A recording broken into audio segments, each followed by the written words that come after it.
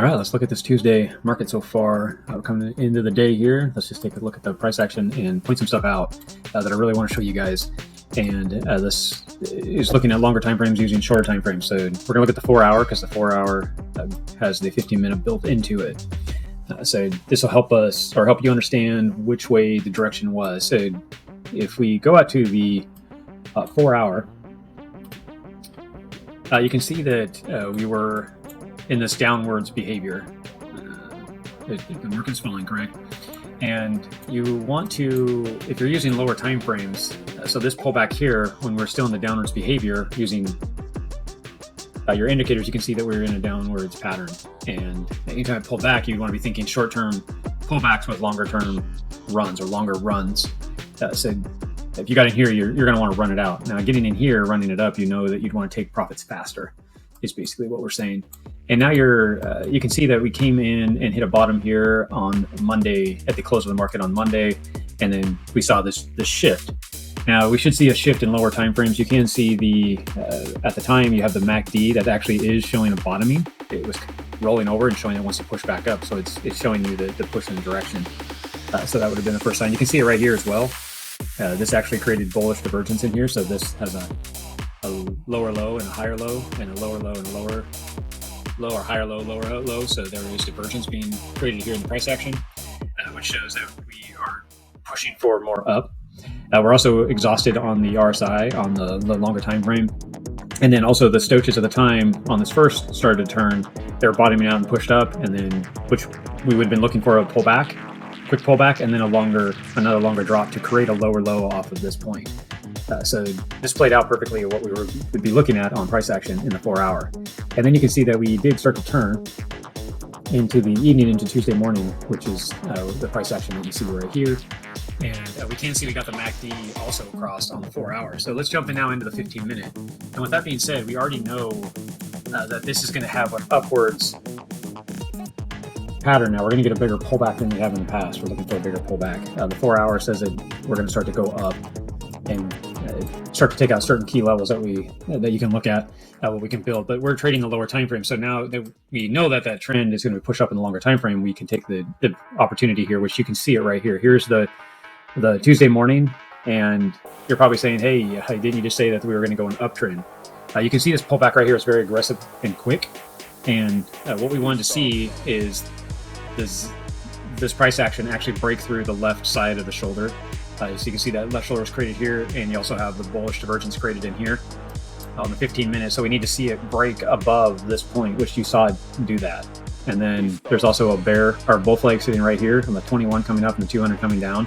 The price action did break back above it.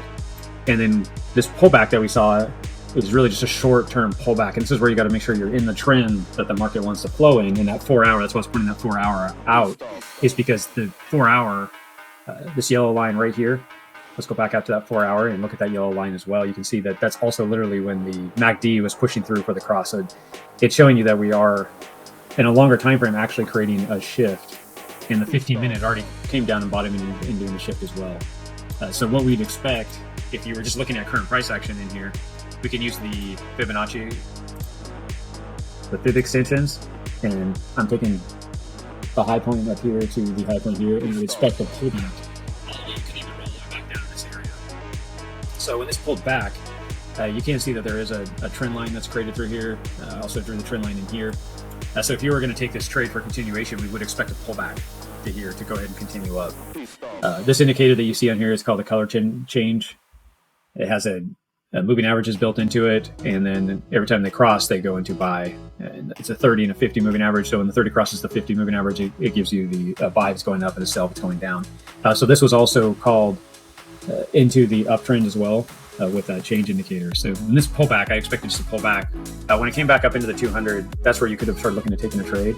The reason why I would be reluctant to take a trade here is because, like I said, we could pull back all the way down to the 786, and it easily could have done that. This was the point where we saw it come up. It had two areas that it could have taken out. There was nothing in here to take out except back through here. So you are looking for levels, and that's why I would look for more confirmation for you to take a trade. And the trade did give us more confirmation right through here because it already did the bounce, so you knew that was going to be the turn. Literally bounced right here on the perfect Fibonacci, which was the 0.5. This would be your right shoulder on head and shoulders. So you had the left side of the head, and now you have the right side. So you could have looked at taking a trade in here. This is where you stop back in here, and then build it on out. And you can see this actually is sitting in a bigger flag based on other patterns. This right here is your smaller flag using your 200 flat tops through here, and then your pendant coming up. So it's creating a bull flag in here as well, with using those moving averages for help building that support out. So this looks like it's going to continue up based on the 4 hour. We do see probably this continue to push up. If you use pull extensions for targets, it does look like we could see the 86 level very soon.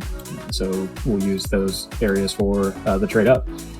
But it is pretty neat to be able to show the longer time frames, and then we found the trend, and then use the lower time frames to build a profit on those trends, and take trades that are clear instead of guessing. That's why I pointed this area out here, that we didn't want to just take the trade right here because we didn't really know where it was pulling back to yet until we got more clarity on the position. So hope that helps you out in your trading, and be able to use the longer time frames to find trends and shift in direction, and then also use the Fibonacci's as well. That is the recap for Tuesday, and we will see you on the next daily recap. Thank you.